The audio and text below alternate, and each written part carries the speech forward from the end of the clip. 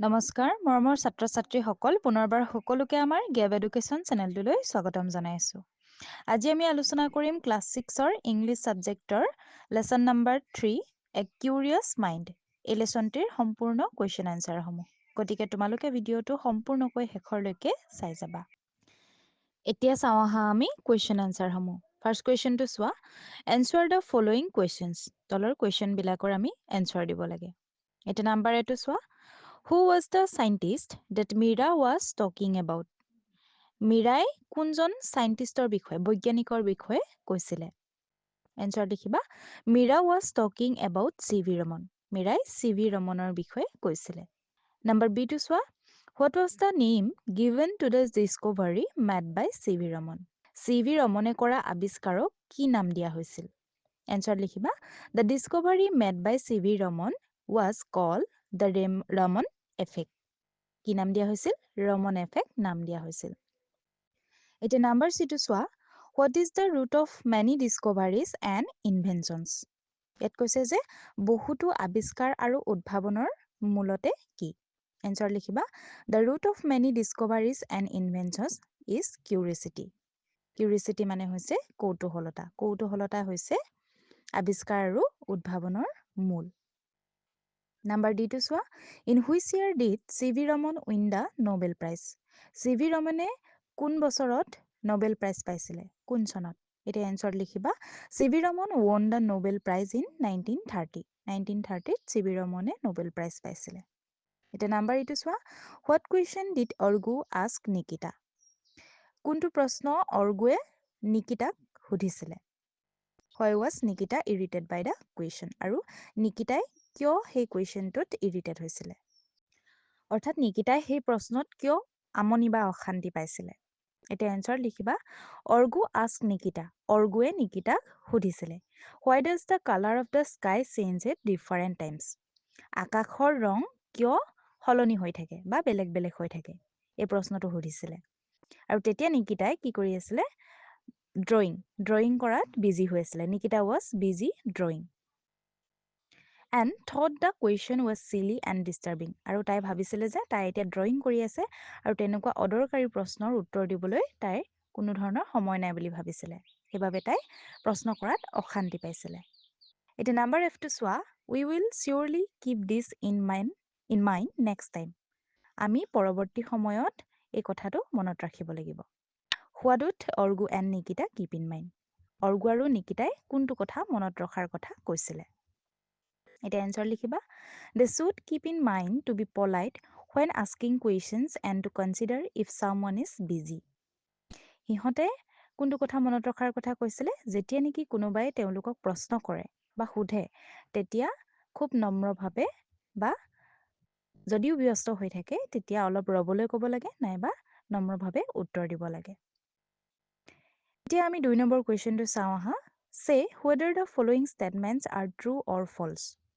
এটা তলত কিছুমান স্টেটমেন্ট দিয়া আছে আৰু সেইখিনি আমি ট্ৰু নে ফলছ লিখিব লাগে যদি শুদ্ধ হয় তেতিয়া হলে আমি ট্ৰু যদি ভুল হয় বাক্যটো তেতিয়া হলে আমি ফলছ লিখিম এটা নাম্বাৰ এটো চোৱা Nikita knew why the color or changes at different times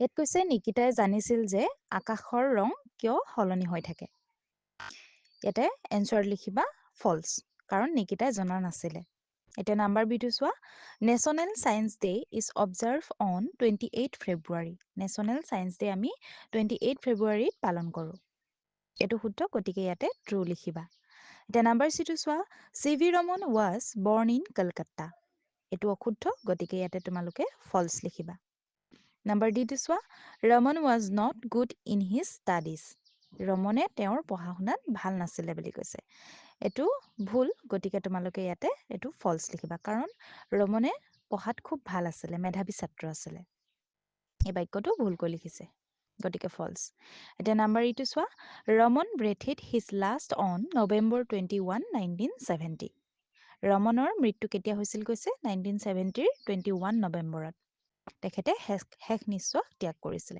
এটো শুদ্ধ গতিকে ইয়াতে তোমালোকে ট্ৰু লিখিবা এতিয়া নাম্বাৰ এফটো চোৱা, Meera was happy about Argu asking questions. অৰ্গুৱে কুৱেশ্যন কৰাত মীৰাই খুব হেপী হৈছিলে, সুখী হৈছিলে বা ভাল পাইছিলে। এতিয়া এইটো শুদ্ধ, গতিকে ইয়াতে ট্ৰু লিখিবা। এতিয়া চাওঁ আহা আমি 3 নম্বৰ কুৱেশ্যনটো। ইয়াত দিছে put a tick on the correct option. শুদ্ধ উত্তৰটোত আমি ৰাইট চিন দিব লাগে। এতিয়া নাম্বাৰ এটো চোৱা, Raman was awarded the Bharat Ratna in. ইয়াতে 4টা অপশ্যন দিছে, ইয়াৰে শুদ্ধ এনচাৰটো হ'ব অপশ্যন 2টো 1954। ইয়াত তোমালোকে টিক দিবা, ৰাইট টিক দিবা। এতিয়া নাম্বাৰ বিটো চোৱা, C V Raman won the Nobel prize for. C V ৰমনে নোবেল প্ৰাইজ কিহৰ কাৰণে পাইছিলে? ইয়াতে 4টা অপশ্যন দি আছে, ইয়াৰে শুদ্ধ এনচাৰটো হ'ব নাম্বাৰ 1টো, discovering the Raman effect. Raman effect আৱিষ্কাৰৰ বাবে। এতিয়া নাম্বাৰ চিটো চোৱা, C V Raman was born in. C V ৰমনৰ জন্ম হৈছিলে ক'ত? ইয়াতে কেইবাটাও অপশ্যন দিয়া আছে, মাদ্ৰাছ, তিৰুবন্নাকেবল, কলকাতা, বেংগালোৰ। ইয়াতে শুদ্ধ এনচাৰটো হ'ব নাম্বাৰ 1, তিৰুবন্নাইকাবল। এতিয়া নাম্বাৰ ডিটো চোৱা, national science day is observe to. National science day আমি অবজাৰ্ভ কৰোঁ। ইয়াতে শুদ্ধ এনচাৰটো হ'ব option 3, commemorate the discovery of Raman effect.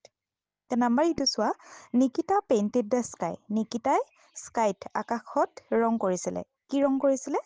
ইয়াতে 4টা অপশ্যন দিছে, তাৰে শুদ্ধ এনচাৰটো হ'ব অপশ্যন 3, ৰেড। তাই ৰেড কালাৰ কৰিছিলে। এতিয়া আমি 4 নম্বৰ কুৱেশ্যনটো চাওঁ আহা, read the lesson to complete the time line given below. 1 is done for you. লেচনটো পঢ়াৰ পাছত তোমালোকে এই তলৰ টাইম লাইনটো সম্পূৰ্ণ কৰিব লাগে। এতিয়া ইয়াতে চোৱা, 1888ত কি দিয়া আছে? Birth of C V Raman, মানে চি ভি ৰমনৰ জন্ম হৈছিলে। ঠিক তেনেকৈ ইয়াতে 3টা খালী বক্স আছে, তাতে আমি খালী ঠাই পূৰ কৰিব লাগিব। এতিয়া তলত দিয়া আছে 1930। 1930ত কি হৈছিলে? C V Raman was awarded the Nobel prize. C V ৰমনক নোবেল প্ৰাইজ দিয়া হৈছিলে। তাৰপিছতে আছে 1954, তাত হ'ব C V Raman was awarded the Bharat Ratna. C V ৰমনে ভাৰত ৰত্ন পাইছিলে। তাৰপিছতে 1970ত হ'ব C V Raman breathed his last. C V ৰমনৰ মৃত্যু হৈছিলে 1970ত। এতিয়া চাওঁ আহা আমি 5 নম্বৰ কুৱেশ্যনটো। Underline some words in the text which are not familiar two you. এতিয়া তোমালোকে লেচনটোত কিছুমান ৱৰ্ড পাইছা, যিবিলাক তোমালোকে নেকি বুজি পোৱা নাই। সেই ৱৰ্ডবিলাক আণ্ডাৰলাইন কৰিব কৈছে। ইন দ্য ফলোয়িং টেবুল, তলত দিয়া টেবুলখনত right down the words in the left কলম। আৰু সেই ৱৰ্ডবিলাক, যিবিলাক ৱৰ্ড তোমালোকে মিনিংবিলাক বুজি পোৱা নাই, সেই ৱৰ্ডবিলাক এই তলৰ টেবুলখনৰ লেফ্ট কলমত লিখিব কৈছে। নেকি ৱৰ্ডছ বুলি লিখা আছে বাওঁ চাইডে, সেই চাইডত আমি সেই ৱৰ্ডসমূহ লিখিব লাগে। আৰু write the meaning of word by looking up in a dictionary in the right column. আৰু সেই ৱৰ্ডবিলাকৰ মিনিংবিলাক তোমালোকে ডিক্সনেৰীত চাই ৰাইট চাইডে থকা কলমত মিনিংবিলাক লিখিব লাগে। এতিয়া আমি বাওঁ চাইডে ৱৰ্ডবিলাক লিখিম আৰু সোঁ চাইডৰ কলমত তাৰ মিনিংবিলাক লিখিব লাগে। তোমালোকে ডিক্সনেৰী ব্যৱহাৰ কৰিব পাৰা। ইয়াতে মই তোমালোকক কিছুমান শব্দৰ অৰ্থ লিখি দিছোঁ। ইয়াতে চাবা, ইনকুইচিটিভ মানে হৈছে very interested in learning about things. তাৰপিছত আছে breakthrough, an important discovery or development. Renowned, famous and respected. তাৰপিছত আছে voyage, a long journey especially by sea or space. Irritated, irritated মানে হৈছে এনয়ড অৰ এংগ্ৰি। এতিয়া 6 নম্বৰ কুৱেশ্যনটো চোৱা, frame a sentence of your own by using each word you have listed in the table above. ওপৰৰ যিখন টেবুলত আমি ৱৰ্ড লিখিলোঁ, সেই ৱৰ্ডকেইটাৰে আমি আকৌ পুনৰ বাক্য বনাব লাগে। এতিয়া ফাৰ্ষ্টটো আছিলে ইনকুইচিটিভ। ইয়াত লিখিব পাৰা, the inquisitive child kept asking questions about the stars. তাৰপিছত আছে breakthrough, the scientist made a breakthrough in cancer research. Renowned, ৰিনুৱেণ্টত লিখিব পাৰা, he is a renowned artist known for his beautiful paintings. এতিয়া চাওঁ আহা আমি 7 number কুৱেশ্যনটো। ইয়াত দিছে, find and write down the synonyms of the following words from the text. এতিয়া তলত কিছুমান ৱৰ্ড দিয়া আছে আৰু সেই ৱৰ্ডকেইটাৰ আমি চিননিম লিখিব লাগে। অৰ্থাৎ চিননিম মানে হৈছে সমাৰ্থক শব্দ, একে অৰ্থ বুজোৱা। এতিয়া কিউৰিয়াছ, কিউৰিয়াছ মানে হৈছে কৌতূহলতা। ইয়াতে আমি ইনকুইচিটিভ লিখিব পাৰোঁ। ব্ৰেক থ্ৰু, ব্ৰেক থ্ৰু হ'লে ডিস্কভাৰী। এছেঞ্চিয়েল মানে খুব গুৰুত্বপূৰ্ণ, ইম্পৰ্টেণ্ট লিখিব পাৰা। ৰিনুৱেণ্ট মানে বিখ্যাত বুজাই ফেমাছ লিখিব পাৰা। এতিয়া আমি 8 নম্বৰ কুৱেশ্যনটো চাওঁ আহা। 8 নম্বৰ কুৱেশ্যনটোত দিছে the conversation between Argu and his mother. Argu আৰু তাৰ মাকৰ লগত কথা পতা, অৰ্গুৱে আৰু তাৰ মাকে কথা পাতিছে, এটা কথোপকথন আছে আৰু সেইখিনি আমি পঢ়িব লাগে। এতিয়া ইয়াতে ফাৰ্ষ্ট অৰ্গুৱে কৈছে যে how can I know' about the scientist from around the world. গোটেই বিশ্বৰ বৈজ্ঞানিকৰ বিষয়ে মই কেনেকৈ জানিব পাৰিম। তেতিয়া মাকে কৈছে যে go' to the library or search on the internet. ক'লৈ যাবলৈ কৈছে? লাইব্ৰেৰীলৈ যোৱা আৰু ইণ্টাৰনেটত চাৰ্চ কৰা। I will help you get the information on the internet.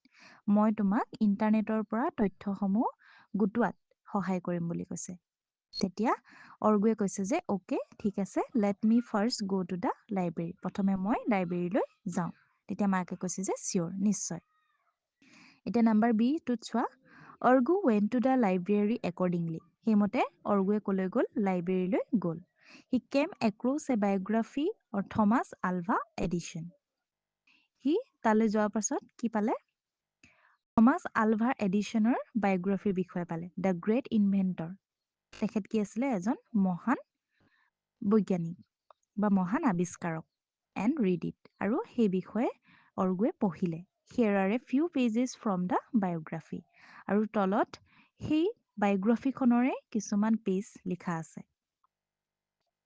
কেইটামান পেজৰ কথা লিখা আছে, এইখিনি তোমালোকে ভালদৰে পঢ়িবা। এতিয়া মই নাম্বাৰ চিটো চাওঁ আহা। Argu made some notes of what he had read about Thomas Alva Edison. Read what Argu wrote. অৰ্গুৱে সেই থমাছ আলভা এডিশ্যনৰ বিষয়ে বায়'গ্ৰাফিখন পঢ়াৰ পাছত কিছুমান নোটছ কৰি গৈছিলে। তেখেতৰ নোটছ বুকত নোট কৰি গৈছিলে। আৰু সেইখিনি কি লিখিছিলে আমি চাওঁ আহা। এতিয়া ফাৰ্ষ্টে দিছে মেইন টপিক। মেইন টপিকত কি লিখিছে? Edison became a great inventor due to certain qualities. যিজন নেকি থমাছ আলভা এডিশ্যন, তেখেতে এজন গ্ৰেট ইনভেণ্টৰ, এজন মহান আৱিষ্কাৰক কেনেকৈ হ'ল বুলি কৈছে? তেখেতৰ কিছুমান গুণৰ কাৰণে, কোৱালিটিৰ কাৰণে। এতিয়া ইয়াতে লিখিছে ছাপৰ্টিং ইনফৰমেশ্যন। ছাপৰ্টিং ইনফৰমেশ্যনত কি লিখিছে? দ্য কোৱালিটিজ, তেখেতৰ কোৱালিটিসমূহ। কিউৰিচিটি, তেখেতে কৌতূহলতা আছিল। ইণ্ডিপেণ্ডেণ্ট লাৰ্ণিং, স্বকীয় শিকন, তেখেতে স্বকীয় শিকন কৰিছিলে। আৰু আনটোত দিছে ডিটাৰমিনেশ্যন। ডিটাৰমিনেশ্যন মানে হৈছে সংকল্পবদ্ধতা। এইখিনি গুণ তেখেতৰ গাত দেখা পাইছিলে। এতিয়া ইয়াতে দিছে now complete the paragraph with the help of the notes that Argu has listed. অৰ্গুৱে নোটছ কৰি যোৱা কথাখিনিৰ ওপৰত ভিত্তি কৰি তলৰ আমি পেৰেগ্ৰাফটো কমপ্লিট কৰিব লাগে। You can use the connecting words given in the box. এতিয়া তলত দিয়া কানেক্টিং ৱৰ্ডকেইটা ছেকেণ্ডলি আৰু লাষ্টলি বুলি বক্সত দিয়া আছে, সেই কানেক্টিং ৱৰ্ডকেইটা আমি ইয়াতে ইউজ কৰিব পাৰোঁ। ইয়াতে ফাৰ্ষ্টে ইয়াতে দিয়া আছে যে Thomas Alva Edison had certain qualities that help him to become a great inventor. Thomas Alva Edison এজন গ্ৰেট ইনভেণ্টৰ হোৱাত, মহান আৱিষ্কাৰক হোৱাত তেখেতৰ কিছুমান কোৱালিটি আছিলে। তেখেতৰ সেই কোৱালিটিবিলাকে সহায় কৰিছিলে বুলি কৈছে। এতিয়া তাৰ পিছৰখিনি মই তোমালোকক ইয়াতে লিখি দিছোঁ, তোমালোকে সেইখিনি ভালদৰে পঢ়ি বুজিবলৈ চেষ্টা কৰিবা। এতিয়া 9 নম্বৰ প্ৰশ্নটো চোৱা। 9 নম্বৰ এটোত দিছে Argu and his friends read the notice on the notice board. Argu আৰু তাৰ বন্ধুবিলাকে ন'টিছ বৰ্ডখন চাইছিলে। ন'টিছ বৰ্ডত কি লিখা আছিলে সেইটো পঢ়ি চাইছিলে। ন'টিছ বৰ্ড এখন দিয়া আছে, সেইখন পঢ়ি চোৱা। Rampur MB school Golaghat. কোনে লিখিছে? ৰামপুৰ MB স্কুল গোলাঘাটৰ পৰা লিখিছে। ইয়াতে লিখা আছে ন'টিছ বুলি। ডেটটো দিয়া আছে 21 ফেব্ৰুৱাৰী, 21 ফেব্ৰুৱাৰীৰ দিনা লিখিছে the national science day will be observe on February 28 at the school. মানে the national science day, national science day 28 ফেব্ৰুৱাৰী তাৰিখে বিদ্যালয়ত পালন কৰা হ'ব। Every student is hereby ask. প্ৰতিজন ছাত্ৰ ছাত্ৰীকে কোৱা হৈছে যে to prepare a speech on science in everyday life. দৈনন্দিন জীৱনত বিজ্ঞান এই বিষয়টোৰ ওপৰত এটা স্পীচ বক্তব্য ৰাখিব কৈছে। And deliver the speech in here his respective classroom in the presence of the class teacher on date day. আৰু 28 ফেব্ৰুৱাৰীৰ দিনা তেওঁলোকৰ ক্লাছ টিচাৰ, শ্ৰেণী শিক্ষকৰ সন্মুখত সেই বিষয়টোৰ ওপৰত বক্তব্য ৰাখিবলৈ অনুৰোধ কৰা হৈছে। আৰু তলত দিছে হেডমাষ্টাৰ। নটিছখন হেডমাষ্টাৰে লিখিছে। অৰ্থাৎ নেশ্যনেল ছায়েন্স ডেৰ উপলক্ষে কি কৰা হৈছে, বিদ্যালয়ত পালন কৰিবৰ কাৰণে প্ৰতিজন ছাত্ৰ ছাত্ৰীকে এটা স্পীচ, এটা বক্তব্য প্ৰস্তুত কৰিব কৈছে। বিষয়টো দিছে যে ছায়েন্স ইন এভৰিডে লাইফ, দৈনন্দিন জীৱনত বিজ্ঞান। আৰু এই বিষয়টো তেওঁলোকৰ সেইদিনা শ্ৰেণী শিক্ষকৰ আগত সকলোকে কি কৰিব কৈছে, বক্তব্য ৰাখিব কৈছে। এতিয়া ইয়াতে চোৱা, complete the following sentence that conveys the message of the notice. এতিয়া ওপৰত দিয়া নটিছখনৰ মতে তলৰ আমি খালী ঠাইখিনি আমি পূৰ কৰিব লাগে। ইয়াতে দিছে অন দ্য অকেজন অফ ড্ৰেছ, কি উপলক্ষে আছিলে, ইয়াতে আমি লিখিম national science day. Every student will prepare, প্ৰত্যেকজন ছাত্ৰ ছাত্ৰীয়ে কি প্ৰস্তুত কৰিব, স্পীচ, এটা বক্তব্য প্ৰস্তুত কৰিব। অন ড্ৰেছ, কিহৰ কাৰণে, কি বিষয়টো কি আছিলে, ছায়েন্স ইন এভৰিডে লাইফ। এতিয়া নম্বৰ বি কুৱেশ্যনটো চোৱা, Argu wrote an email to Meera asking for help to prepare the speech. Let's read what he wrote. ইয়াত কৈছে যে অৰ্গুৱে স্পীচ প্ৰিপেয়াৰৰ বাবে, বক্তব্য প্ৰস্তুতিৰ বাবে সহায় বিচাৰি মীৰালৈ এটা ইমেইল পঠিয়াইছে। কাৰণ আমি ওপৰত পাই আহিছোঁ যে নটিছখনত এটা বক্তব্য ৰাখিবৰ কাৰণে এখন নটিছ দিছিলে। সেই কথাটোক লৈ অৰ্গুৱে কি কৰিছিলে, স্পীচ বনাবৰ কাৰণে হেল্প কৰিবৰ কাৰণে মীৰালৈ এটা ইমেইল পঠিয়াইছিলে। আৰু কৈছে যে let's read what he wrote, তেওঁনো কি লিখিছিলে সেইখিনি আমি পঢ়ো আহা। ইয়াত লিখিছে যে টু meera@gmail.com, লিখিছে মীৰাৰ যিটো ইমেইল আইডি। তাৰপিছত লিখিছে subject request for help to prepare a speech, বক্তব্য প্ৰস্তুতিৰ কাৰণে সহায় বিচাৰি। এতিয়া ইয়াত লিখিছে ডিয়াৰ মীৰাবা, I have to deliver a speech on the topic science in everyday life on February 28 at my school. মৰমৰ মীৰাবা, মই মোৰ স্কুলত 28 ফেব্ৰুৱাৰী তাৰিখে ছায়েন্স ইন এভৰিডে লাইফ এই টপিকটোৰ ওপৰত কি কৰিব লাগে, বক্তব্য ৰাখিব লাগে। উইল ইউ প্লিজ হেল্প মি, তুমি মোক সহায় কৰিব পাৰিবানে। তলত লিখিছে উইথ ৰিগাৰ্ডছ অৰ্গু। নাম্বাৰ চিটোত পঢ়া, the reply given by Meera to Argu are in parts written in the cards. যেতিয়া অৰ্গুৱে মীৰাক এনেদৰে ইমেইলত পঠিয়ালে, তাৰপিছত মীৰাই পুনৰ অৰ্গুলৈ ৰিপ্লাই কৰিছে ইমেইলৰ দ্বাৰা। সেই কথাখিনি তোমালোকক এখন কাৰ্ডছত দিয়া আছে আৰু ছাইডতো লিখা আছে কিছুমান ছাবজেক্ট আৰু ইমেইল আইডি, এইখিনি খেলি মেলিকৈ দিয়া আছে, আমি পুনৰ মিলাব লাগে। ইয়াতে লিখাই আছে নাও rearrange and write the parts in the proper places to get Meera's email. এইখিনি আমি য'ত য'ত বহাব লাগে ইমেইল লিখোঁতে সেইখিনি আমি চিৰিয়েলকৈ বহাব কৈছে আমাক। এতিয়া ইয়াতে ফাৰ্ষ্টে লিখিব পাৰা টু orgu@gmail.com, যিহেতু অৰ্গুলৈ দিয়া হৈছে অৰ্গুৰ ইমেইল আইডিটো লিখিছে, তাৰপিছতে ছাবজেক্টটো লিখিছে এগ্ৰিং টু হেল্প। মীৰাই লিখিছে dear Argu, that's really nice, I will definitely help you, I will come to your house tomorrow. Both of us will search on the internet, find the relevant information and prepare the speech. Is that okay, Orgu? See you tomorrow. With regards, Mira. এনেদৰে মীৰাই অৰ্গুলৈ email পঠিয়াইছে। এতিয়া চাওঁ আহা তাৰ পিছৰ প্ৰশ্নখিনি। ইয়াতে আছে let's learn চাম গ্ৰামাৰ, আমি কিছুমান গ্ৰামাৰ শিকোঁ আহা। 10 নম্বৰ কুৱেশ্যনটোত নাম্বাৰ এটোত দিছে ৰিড দিছ চেণ্টেন্সেছ। তলত কিছুমান চেণ্টেন্স দিয়া আছে, আমি সেইখিনি পঢ়িব লাগে। নাম্বাৰ 1টো চোৱা, it is essential to have an inquisitive mind. ইয়াত ইজৰ তলত আণ্ডাৰলাইন কৰা আছে। 2 নম্বৰটো দিছে I am very curious to know' more. নম্বৰটো দিছে we are happy to learn about C V. Raman. Number 4টোত দিছে in 1921 C V. Raman then a young man was on a voyage. 5 নম্বৰটো দিছে Argu and Nikita were happy to learn about C V. Raman. ইয়াত কৈছে যে notice the underline words in the above sentences. ওপৰৰ বাক্যকেইটাত যিকেইটাত underline কৰা আছে শব্দকেইটা, সেই আণ্ডাৰলাইন কৰা শব্দকেইটা চাব কৈছে। ইয়াত ফাৰ্ষ্টটোত দিয়া আছে ইজটোত, তাৰপিছত এম আৰ, নাম্বাৰ 4টোত ৱাজটোত দিয়া আছে আৰু 5টোত ৱেৰ দিয়া আছে, এইকেইটাত আণ্ডাৰলাইন কৰা আছে। আৰু ইয়াত কৈছে যে the words is, am are, was and were are different forms of the verb be. এই যিকেইটা শব্দ is, am, are, was and were, এই শব্দকেইটা বি ভাৰ্বৰ এটা বি ভাৰ্ব হয় বুলি কৈছে। The forms is, am and are used in the present tense. is, am, are এইকেইটা আমি বৰ্তমান কালত ব্যৱহাৰ কৰোঁ প্ৰেজেণ্ট টেন্সত। And was and were, was আৰু were এইকেইটা আমি ক'ত ব্যৱহাৰ কৰোঁ? used in the past tense, past tenseত আমি ব্যৱহাৰ কৰোঁ। এটা নাম্বাৰ বিট দিছে, now fill in the blanks with the appropriate forms of the be verb। এতিয়া তলৰ খালী ঠাইসমূহ উপযুক্ত be verb বহাই পূৰ কৰা বুলি কৈছে। এতিয়া নাম্বাৰ 1টো দিছে, Rita and Ramon dress my close friends। ইয়াত হ'ব are। তাৰপিছত 2 নম্বৰটোত দিছে, Mita dress Ramon's neighbor। ইয়াত হ'ব Mita is Ramon's neighbor। 3 নম্বৰটো চোৱা, I dress in regular touch with them। ইয়াত হ'ব I am in regular touch with them। Number 4টো দিছে, they dress with me yesterday। ইয়াত হ'ব they were, যিহেতু yesterday আছে, যোৱাকালি বুজাইছে, এইটো অতীতকাল, গতিকে ইয়াতে were হ'ব। We dress very happy to visit a park together yesterday। এইটো were হ'ব। এতিয়া 12 নম্বৰ কুৱেশ্যনটো চোৱা, now read the following sentences। এতিয়া আমি তলৰ বাক্যকেইটা পঢ়ো আহা। Nikita has drawn a scenery। নিকিতাই চিনেৰী এটা আঁকি আছে। Mira has entered the room। মীৰাই ৰুমটোলৈ এইমাত্ৰ সোমাই গৈছে।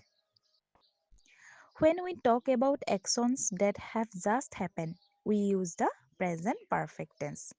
যেতিয়া আমি কোনো এটা ঘটনা এইমাত্ৰ হৈ গৈছে বুজাওঁ, তেতিয়া আমি কি ব্যৱহাৰ কৰোঁ? প্ৰেজেণ্ট পাৰফেক্ট টেন্স ব্যৱহাৰ কৰোঁ। এতিয়া যিহেতু ইয়াতে Nikita has drawn a scenery, নিকিতাই এটা ছবি আঁকিলে, মানে এইমাত্ৰ আঁকিছে। Meera has enter the room, মীৰাই ৰুমটোত এইমাত্ৰ সোমাইছে। এনেধৰণে। এতিয়া 13 নম্বৰ প্ৰশ্নটোত দিছে, choose the correct option and fill in the blanks. এতিয়া আমি শুদ্ধ উত্তৰটো বাছি উলিয়াই তলৰ খালী ঠাইসমূহ পূৰ কৰিব লাগে। ইয়াত আছে Nikita dress two Meera's house. ইয়াত আছে হেজ কাম আৰু ইটো আছে ইজ কামিং। ইয়াত হ'ব Nikita has come to Meera's house. Meera and Nikita dash TV now. ইয়াত হ'ব, ইয়াত আছে হেভ ৱাটচ আৰু আৰ ৱাটচিং। ইয়াত হ'ব আৰ ৱাটচিং TV now. They are dash snacks while ৱাটচিং টিভি। ইয়াত হ'ব they are eating snacks while ৱাটচিং টিভি। এতিয়া 14 নম্বৰ কুৱেশ্যনটো চোৱা, নাম্বাৰ এটোত দিছে, let's read the words in the box aloud and notice the beginning sound of each word. এতিয়া ইয়াত কৈছে তলৰ বক্সত থকা ৱৰ্ডকেইটা পঢ়া, ডাঙৰ ডাঙৰকৈ পঢ়িব কৈছে, and notice the beginning sound of each word, আৰু প্ৰত্যেকটো শব্দৰে প্ৰথম যিটো চাউণ্ড কেনেদৰে হৈছে সেইটো নটিচ কৰিব কৈছে। এতিয়া চাওঁ আহা, প্ৰথমটো হৈছে চিন, স্কোল্ডেড, চাইন্স, স্কেটাৰিং। এটা প্ৰত্যেকটো শব্দ আমি এছ চিৰে আৰম্ভ হৈছে, এছ চিৰে আৰম্ভ কৰিছোঁ, চিন, স্কোল্ডেড, চাইন্স আৰু স্কেটাৰিং। ইয়াত লিখিছে যে all the 4 words begin with the consonant blend S C. ওপৰৰ যিকেইটা 4টা ৱৰ্ড, সেই প্ৰত্যেকটো 4টা ৱৰ্ডতে প্ৰথমতে কি হৈছে? এছ চিৰে আৰম্ভ হৈছে। When we say the words seen and science, যেতিয়া আমি চিন আৰু চাইন্স এই ৱৰ্ডকেইটা কওঁ, they begin with the sound as in sun। আৰম্ভণিতে আমি চানৰ দৰে মানে উচ্চাৰণ কৰোঁ, এছ বা চানৰ দৰে উচ্চাৰণ কৰোঁ। When we say the word scolded and scattering, আৰু যেতিয়া আমি scolded আৰু scattering ৱৰ্ডটো স্পেলিং কৰোঁ, S C is pronounce, S চিটো আমি কেনেকৈ প্ৰনাউন্স কৰোঁ, কেনেকৈ কওঁ? S K as in sky, আমি এছ কেৰ দৰে উচ্চাৰণ কৰোঁ, যেনেকৈ scattering S K, scolded S K, এনেদৰে উচ্চাৰণ হয়। এতিয়া বিটোত দিছে, now read aloud the following words beginning with the consonant blend S C. এতিয়া কৈছে যে তলত দিয়া যিবিলাক শব্দ, সেই শব্দকেইটা আমি আৰম্ভণিতে কি আছে? এছ চি আছে। Right as if the word begins with S sound as in sun. যদি আমি শব্দটো উচ্চাৰণ কৰোঁতে এছ উচ্চাৰণ হয় বা ছানৰ দৰে উচ্চাৰণ হয়, তেতিয়া আমি এছটো যদি ছানৰ দৰে উচ্চাৰণ হয়, তেতিয়াহ'লে আমি এছ লিখিম। আৰু write S K if S C is pronounce like S K as in sky. যদি এছ চিটো স্কা বা স্কাইৰ দৰে উচ্চাৰণ হয়, স্কে, আমি এনেকৈ কওঁতে যদি স্কা বা স্কাই এনেধৰণে উচ্চাৰণ হয়, তেতিয়াহ'লে আমি এছ কে লিখিব লাগিব। গতিকে তোমালোকক ইয়াতে দুটা কৰি দিয়া আছে। এতিয়া তোমালোকে ইয়াত ৱৰ্ড কেইটা চোৱাচোন ফাৰ্ষ্টটো দিছে স্কেল স্কেল স্কেল বুলি কওঁতে আমি এস্কেৰ নিচিনাকৈ উচ্চাৰণ হৈছে হয়নে স্কে তেতিয়াহ'লে আমি কি লিখিম এস্কে লিখিব কৈছে ইয়াতে স্কেলত লিখিবা এস্কে তাৰপিছতে আছে চেণ্ট চেণ্ট কওঁতে অকল এছ উচ্চাৰণ হৈছে গতিকে এছ লিখিম তাৰপিছতে আছে চিন চিনতো কি আছে এছ উচ্চাৰণ হৈছে গতিকে চানৰ দৰে উচ্চাৰণ হৈছে এছ লিখিম তাৰপিছত স্কেয়াৰ বুলি কওঁতে স্কাইৰ দৰে উচ্চাৰণ হৈছে এছ কে ইয়াত লিখিবা এছ কে তাৰপিছত আছে চিচাৰ্ছ কওঁতে অকল এছটো উচ্চাৰণ হৈছে গতিকে ইয়াতে এছ লিখিবা তাৰপিছত আছে স্ক'ৰ কওঁতেও এছ কে স্কুটাৰতো এছ কে লিখিবা স্কেন কওঁতেও এছ কেৰ দৰে উচ্চাৰণ হৈছে গতিকে ইয়াতে এছ কে লিখিবা এতিয়া চাওঁ আহা আমি 15 নম্বৰ কুৱেশ্যনটো ইয়াত দিছে read what Meera told Argu and Nikita ইয়াত তোমালোকক মীৰাই অৰ্গু আৰু নিকিতাক কি কৈছিলে সেই কথাখিনি পঢ়িব কৈছে ইয়াত দিছে যে however Argu please remember it is also important to consider if someone is busy before asking any question to the person ইয়াত কৈছে যে যি কি নহওক অৰ্গু তুমি মনত ৰাখিবা অনুগ্ৰহ কৰি মনত ৰাখিবা যে কোনো এজন ব্যক্তিক প্ৰশ্ন কৰাৰ আগতে সেই ব্যক্তিজনে ব্যস্ত আছে নেকি কিবা কাম কৰি আছে নেকি সেই কথাটো গুৰুত্ব দিব কৈছে And Nikita makes sure that you don't dismiss the question straight away. You can politely ask the persons to wait. আৰু নিকিতাক কৈছে যে নিকিতা তুমি এটা কথা মনত ৰাখিবা তুমি প্ৰশ্নবোৰ যাতে পোনপটীয়াকৈ নকবা ডাইৰেক্ট ক'ব কোৱা নাই আৰু যিজনে প্ৰশ্ন কৰে তেওঁ যদি ব্যস্ত হৈ থাকে তাই যদি ব্যস্ত হৈ আছিলে তেতিয়াহ'লে সেই প্ৰশ্ন কৰা লোকজনক অলপ অপেক্ষা কৰিবলৈ তাই ক'ব পাৰে Mira told Orgu and Nikita about some ways to behave well. মীৰাই অৰ্গু আৰু নিকিতাক ভাল আচৰণ কৰাৰ কিছুমান উপায়ৰ কথা ক'লে Work with your friend and make a list of 5 example of good behavior. এতিয়া তোমালোকক কৈছে যে তোমালোকে ভাল আচৰণৰ 5টা উদাহৰণৰ তালিকা এখন বন্ধুৰ সৈতে বনোৱা পিছত কৈছে present the list in a place of paper display the list in the classroom আৰু তালিকাখন এখন কাগজত তোমালোকক উপস্থাপন কৰিব কৈছে আৰু শ্ৰেণীকোঠাত তালিকাখন দেখুৱাব কৈছে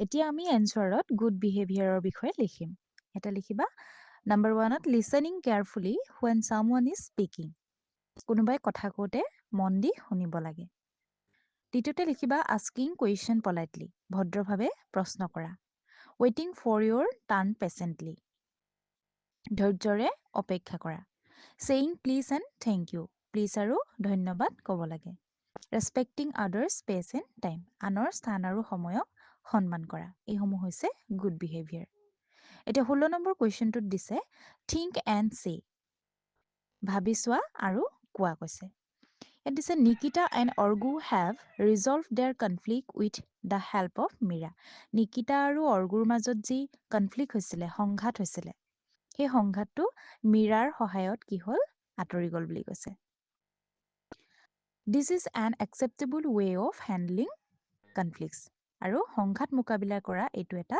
গ্ৰহণযোগ্য উপায় ইয়াত কৈছে how do you address a conflict when you face one সংঘাতৰ সন্মুখীন হ'লে তুমি কেনেকৈ সংঘাতৰ সমাধান কৰিবা list a few ways and share them with the class ইয়াত কেইটামান উপায় তালিকাভুক্ত কৰিব কৈছে আৰু তোমালোকৰ ক্লাছত শ্বেয়াৰ কৰিব কৈছে এতিয়া আমি লিখিব লাগিব যে সংঘাতৰ যদি তুমি সন্মুখীন হোৱা কেতিয়াবা সংঘাতত সন্মুখীন হ'লে তুমি কেনেকৈ সংঘাতৰ সমাধান কৰিবা এটা লিখিব পাৰা talk calmly and listen to the other person শান্তভাৱে কথা পাতিব লাগিব আৰু আনজনৰ কথাও আমি শুনিব লাগিব try to understand their point of view আৰু তেখেতৰ দৃষ্টিভংগী বুজিবলৈ চেষ্টা কৰিব লাগিব এনেদৰে লিখিবা এতিয়া চাওঁ আহা আমি 17 নম্বৰ কুৱেশ্যনটো ইয়াত দিছে listen to a news item about a moon mission read to you by your teacher তোমালোকৰ শিক্ষকে তোমালোকক চন্দ্ৰ অভিযানৰ বিষয়ে এটা বাতৰি ক'ব এজ ইউ লিসেন তোমালোকে শুনিবা feel in the blanks with the correct pieces of information আৰু শুনি থাকোঁতে খালী ঠাইবোৰৰ সঠিক তথ্য পূৰণ কৰিবা এতিয়া এই আমি খালী ঠাইসমূহ পূৰ কৰিবলৈ তাৰ আগতে এটা আমি তোমালোকৰ একেবাৰে কুৱেশ্যনখিনিৰ লাষ্টত এটা ট্ৰান্সক্ৰিপ্ট অফ লিচেনিং টেক্সট বুলি আছে। ইয়াতে তোমালোকৰ এই কথাখিনি লিখা আছে, এইটো পঢ়ি ল'বা, তাৰপিছতে খালী ঠাইসমূহ পূৰ কৰিবা। এতিয়া নাম্বাৰ 1টো চোৱা, India became the dash country to land on the south pole of the মুন।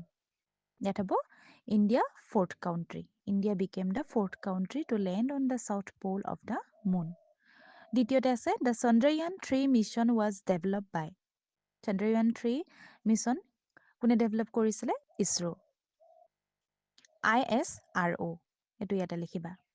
তাৰপিছত 3 নম্বৰটো চোৱা, the Chandrayaan three landed on the moon on dash August 2023। 2023 চন্দ্ৰয়ান-3খন কেতিয়া লেণ্ড কৰিছিলে? কিমান আগষ্টত? 23rd August. We observe Dress Day on 23rd August every year. 23rd আগষ্টত আমি প্ৰত্যেক বছৰে কি অবজাৰ্ভ কৰোঁ? Space day. ইয়াতে তোমালোকে স্পেচ লিখিবা। এতিয়া আমি একেবাৰে শেষৰ কুৱেশ্যনটোত পাইছোঁহি, 18 নম্বৰ কুৱেশ্যনটো। ইয়াতে দিছে প্ৰজেক্ট, এটা প্ৰকল্প তৈয়াৰ কৰিব কৈছে। You have learned that C V. Raman won the Nobel prize for physics in 1930। তুমি জানিব পাৰিছা যে চি.ভি. ৰমনে 1930ত পদাৰ্থ বিজ্ঞানৰ বাবে নোবেল বঁটা লাভ কৰিছিলে। Now find out the names of other Indians who won the Nobel Prize in different fields. এতিয়া কি কৈছে? এতিয়া তোমালোকে বিভিন্ন ক্ষেত্ৰত নোবেল বঁটা লাভ কৰা আন ভাৰতীয়ৰ নাম লিখিব লাগে। Collect and paste their pictures on a chart paper. Include the following information about each of them. আৰু তেওঁলোকৰ ছবিসমূহ তোমালোকক সংগ্ৰহ কৰি এখন কাগজত, চাৰ্ট কাগজত লগাব কৈছে আৰু তেওঁলোকৰ প্ৰত্যেকৰ বিষয়ে তলত দিয়া তথ্যসমূহ অন্তৰ্ভুক্ত কৰিব কৈছে। ইয়াতে আমাক কি কি লিখিব দিছে? নেম, নাম লিখিব লাগিব, ডেট অফ বাৰ্থ, জন্মৰ তাৰিখ, প্লেচ অফ বাৰ্থ, জন্মস্থান, Nobel prize in the field, কিহৰ কাৰণে নোবেল বঁটা পাইছিলে সেইটো লিখিব লাগে, year of receiving the Nobel prize আৰু নোবেল বঁটা লাভ কৰা ইয়েৰটো, বছৰটো। ইয়াতে তোমালোকে লিখিব পাৰা ৰবীন্দ্ৰনাথ টেগোৰৰ বিষয়ে। নেমত লিখিবা ৰবীন্দ্ৰনাথ টেগোৰ, তেখেতৰ date of birth 7 May 1861, place of birth হৈছে কলকাতা, ৱেষ্ট বেংগল, ইণ্ডিয়া। তাৰপিছতে Nobel prize in the field তেওঁ লিটাৰেচাৰৰ বাবে পাইছিলে। Year of receiving the Nobel prize কেতিয়া পাইছিলে? 1913ত। এনেদৰে ঠিক ভেংকটৰমন ৰামকৃষ্ণনৰ বিষয়েও তোমালোকে লিখিব পাৰা। গতিকে এইখিনিয়ে আছিল তোমালোকৰ আজিৰ অধ্যায়টোৰ প্ৰশ্নৰ উত্তৰসমূহ। ছাত্ৰ ছাত্ৰীসকল, ইয়াৰ উপৰিও যদি তোমালোকে অন্য ছাবজেক্টসমূহৰ কুৱেশ্যন আনচাৰসমূহ বিচাৰিছা তেন্তে আমাৰ চেনেলত দিয়া আছে, তোমালোকে চাব পাৰিবা।